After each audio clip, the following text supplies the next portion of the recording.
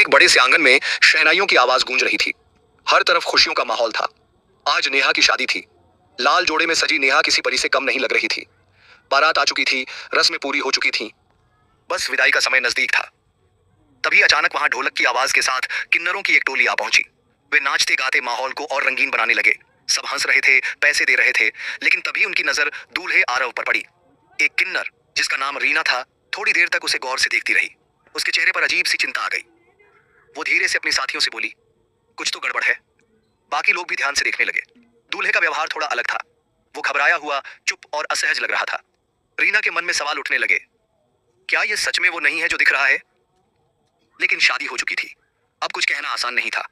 किन्नरों की टोली चुपचाप वहां से हट गई, लेकिन उनका मन मानने को तैयार नहीं था। रीना ने सोचा, अगर हम चुप रहे तो किसी की जिंदगी खराब हो सकती है।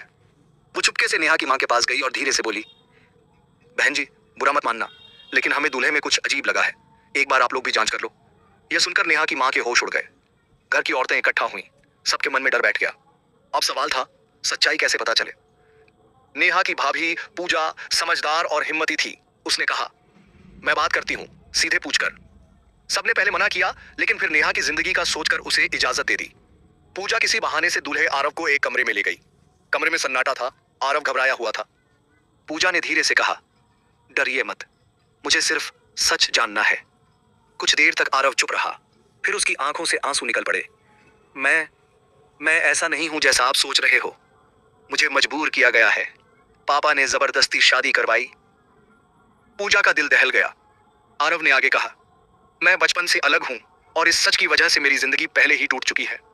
मैं किसी और की जिंदगी खराब नहीं करना चाहता था। पूजा बाहर आई। उसकी आंखों में आंसू थे। उसने सबको सच्चाई बता दी। पूरा घर सन्न रह गया। नेहा चुपचाप सब सुन रही थी। उसकी आंखों से आंसू बह रहे थे, लेकिन उसने एक शब्द भी नहीं कहा। शादी रोक दी गई। थोड़ी देर बाद पूजा ने नेहा से पूछा, क्या तुम किसी को पसंद करती हो? नेहा ने धीरे से सिर हिलाया। हाँ, लेकिन कभी बताने की हिम्मत नहीं हुई। कौन है वो? पूजा ने पूछा। नेहा ने नाम लिया। राहुल। पूजा चौंक गई। राहुल उसका छोटा भाई था जो उसी शादी में आया हुआ था। पूजा ने तुरंत राहुल को बुलाया।